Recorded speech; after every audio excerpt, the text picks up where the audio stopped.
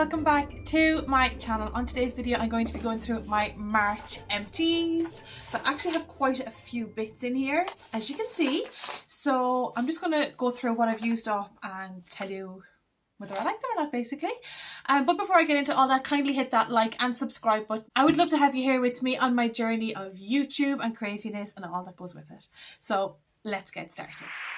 So the first product I want to talk about is my toothpaste. I know this isn't a normal one that comes up in people's, empties, but for me it is. So here we go. It's the Arm & Hammer Sensitive Pro. Now I love this one. I get it actually quite cheap. I get it in the pound shop for like £1 or £2 or something like that. It's never really expensive. But if you get it into Boots or Superdrug, it can be up to £3 to £4. I love this one because it has a baking soda base basically, and I find baking soda is really good for helping you keep your teeth white. Years ago I used to actually just use plain baking soda to clean my teeth and I never had any problems, and I still don't have any problems. So I like this one just because of that, and I have been using Arm & Hammer now for quite a while. This is the Sensitive Pro one because I found there a while back I was actually getting like some kind of sensitivity on my front teeth, so I was like, oh, I don't like that. So I just said maybe it was because of pregnancy and stuff.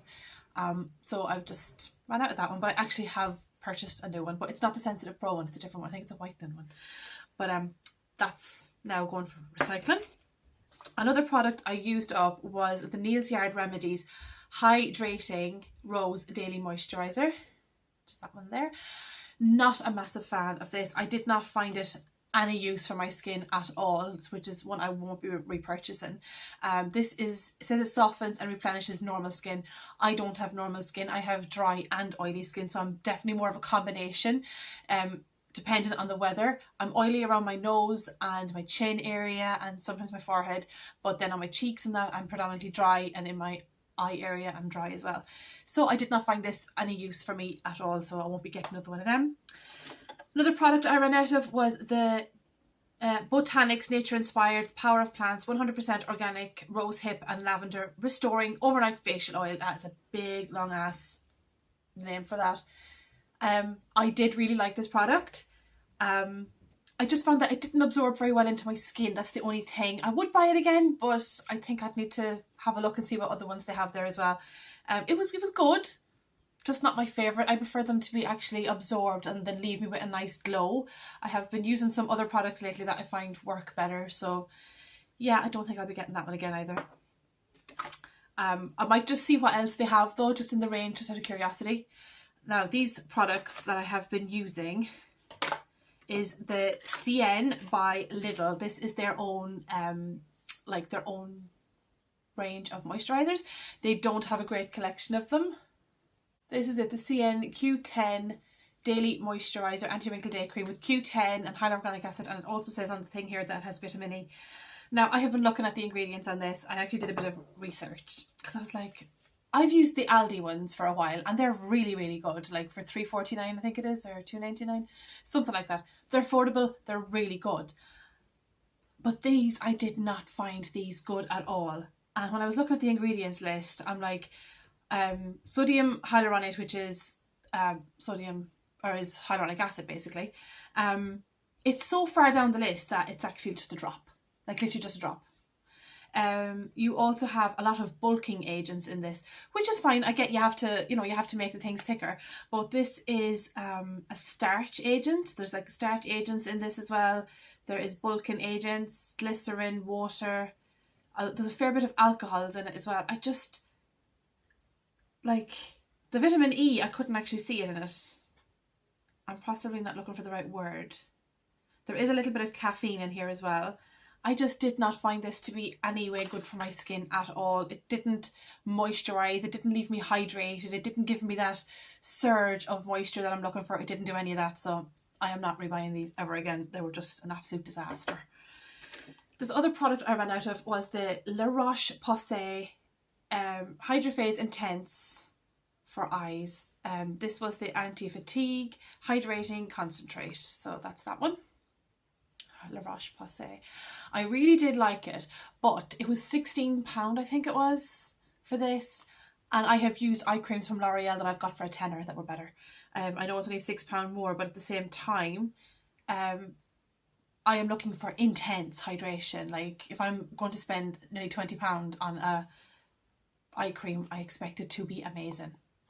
I really do. I have high standards for these brands, and if I can get them for other brands like L'Oreal, for instance, at, obviously that was on offer as well, and the L'Oreal ones are on offer when I buy them, but I am expecting a lot, and I did not get it, so I won't be buying that one again. I haven't been finding the Roche Posay stuff really good lately. I have had a few products there in the past, and I'm like, nah, like for the price of them, I'm not loving them, and I'm expecting to love them because they're such a high standard of a brand. Yeah, I'm not getting that.